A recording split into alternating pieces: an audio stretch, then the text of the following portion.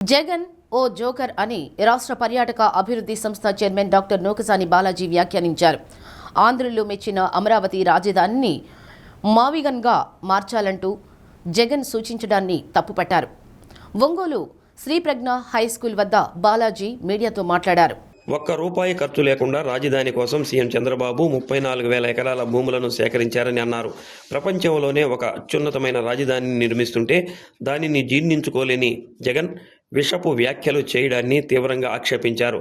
జగన్ చర్యల కారణంగా ప్రజలు 11కి పరిమితం చేసినా ఆయన మైండ్ సెట్ మారలేదని నూకసాని బాలాజీ వ్యాఖ్యానించారు.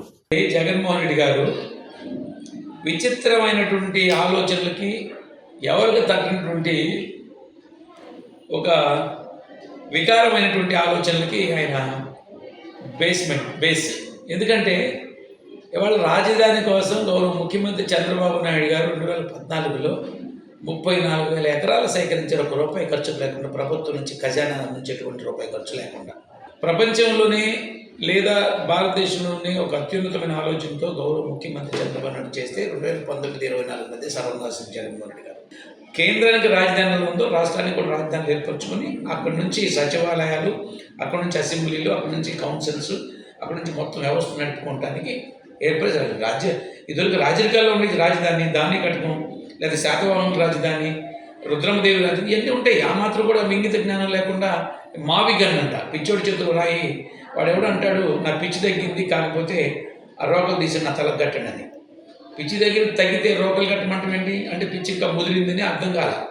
కాబట్టి మావిగన్ అంటే ఆ మచిలీపట్నం, విజయవాడ, గుంటూరు కలిపి మావిగన్ అంటే పరిపాలన అనేది, రాజకీయ వ్యవస్థ అనేది అబాస్ పాలు చేయటం ఒకటి, ఒక జోకర్గా బిహేవ్ చేయటం ఒకటి, వ్యవస్థని సెటర్లు ఇవ్వటం. ఇప్పుడు రాజధాని ఏదైతే కేంద్రంలో పార్లమెంట్లో బిల్లు ఆమోదమైందో అసెంబ్లీ తీర్మానంతో, రేపు మేము ఒకవేళ వస్తే అసెంబ్లీ తీర్మానంతో మళ్ళీ రద్దు చేయలేమా? అసలు ఈ పందేలేంటి? ఎవరు వచ్చినా కూడా దాన్ని ఇష్టానుసారంగా మార్చకుండా క్రమ పద్ధతి అంటే ఇవాళ కొద్ది రోజులు మనం తయారు చేస్తాం, ఇంకొక ఆయన రెడ్డి వచ్చి మొదలెట్టి అన్నట్టు ఇంకొక ఆయన దాన్ని డిస్ట్రాయ్ చేస్తాడు. దానివల్ల ఖజానా దెబ్బతింటుంది, ప్రజల సొమ్ము దుర్వినియోగం అవుతుంది. కాబట్టి ఇవాళ అసెంబ్లీ తీర్మానంతో పార్లమెంట్లో బిల్లు అయింది, రేపు ఇంకొకరు వచ్చేసి మేము చేయొచ్చు కదా అనేటువంటి వికృత వికార ఒక డిస్ట్రాక్షన్ నేచర్ కలిగినటువంటి జగన్మోహన్ రెడ్డి గారు తన వైఖరి ఇంకా మార్చుకోలేదు. 151 నుంచి 11 సీట్లు దించినా, ప్రజలు ఒక అద్భుతమైనటువంటి చారిత్రాత్మకమైన తీర్పు ఇచ్చినా, ఆయన గుణంలో కానీ, ఆయన మాటల్లో కానీ, ఆయన చర్యల్లో కానీ ఎటువంటి మార్పు రాలేదు. ఇలాంటి వికృత స్వభావం కలిగిన వ్యక్తులు పరిపాలనకు అనర్హులు.